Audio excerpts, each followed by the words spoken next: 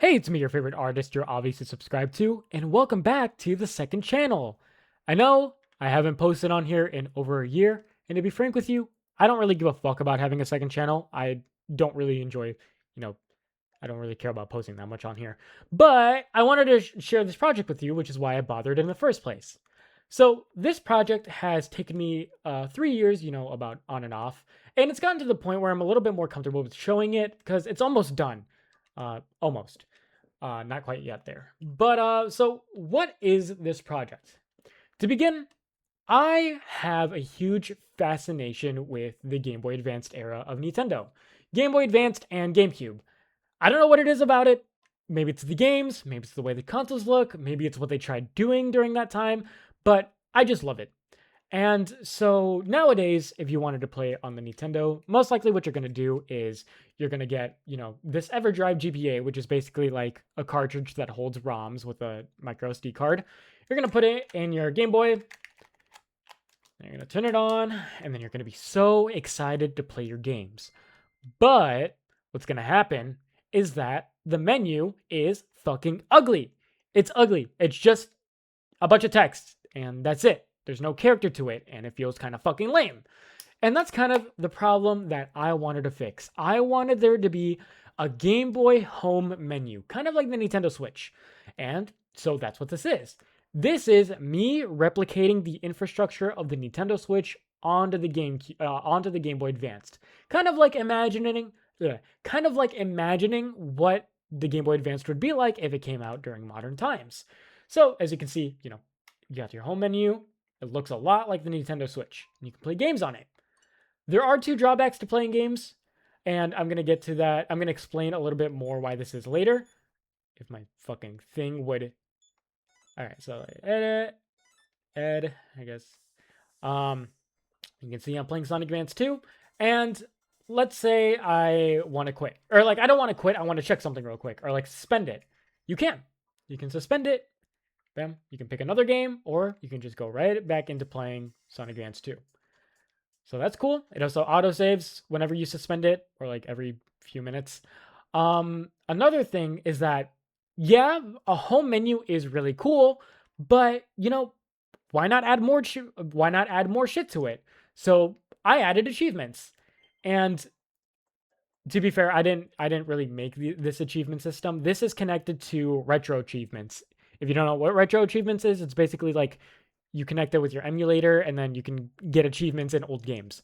So here is an achievement I unlocked for fucking Sonic Advance 2. Complete Leaf Forest on normal difficulty. So you can see I earned points. Here as well, here's for the Minish Cap. A lot of this UI is not really fleshed out yet because I don't like doing UI. But yeah, so basically achievements for all the games that I have. So if you're earning achievements, what can you do with these points? Well, you can buy games off of the eShop. So obviously I can't fucking sell games. So this was kind of like my next best idea is that you earn you earn points through achievements of games, and then you can buy games with those points. So here is the whole catalog of fucking Game Boy games. I never really realized, but a lot of this is fucking just straight up shit. Like you have Drake and Josh on the Game Boy. You have Over the Hedge on the Game Boy. This game's peak. Ratatouille on the Game Boy is pretty peak. What other what is any of these games? But yeah, a lot of these a lot of this information is taken from retro achievements. So like the icons, for example, a lot of the metadata. But what I did was I basically just made my own eShop API and eShop database in my own personal server. And that's basically where I'm hosting all this information in. So it is actually like none of this is on the actual like Game Boy itself. Oh, I just knocked my fucking, I just hit my webcam. A lot of this is like information that's being held on my personal server. So a lot of this isn't done, but let's say I wanted to fucking buy Postman Pat or some shit. Yeah, a lot of this UI isn't done. So download, confirm purchase. Right now, it's not going to work because obviously I don't have any points. As you can see, error, not enough points. But yeah, so there's an eShop, there's an achievements. Settings is not implemented yet, so fuck settings, and I don't know what to do with this one. So yeah, that is basically my project. It's basically just taking the infrastructure of the Nintendo Switch and putting it in the Game Boy. I've also wanted to add game save or like online saves. I think that's the only other thing that I'm fucking missing is online saves. And yeah, I don't know what else to do. So I've kind of been putting off telling you this. You're gonna be very surprised that a Game Boy can do all this. It's like connect to the internet, do have all this information, and also it's kind of weird that the resolution for okay, it crashed. Yeah, there. It's not a fucking Game Boy. It is actually a Raspberry Pi.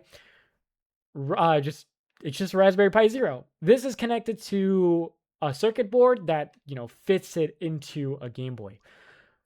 That's the problem with this project is that I really, really, really did want to just make it fit onto a cartridge. Just like imagine having this software on a cartridge like this with internet capabilities.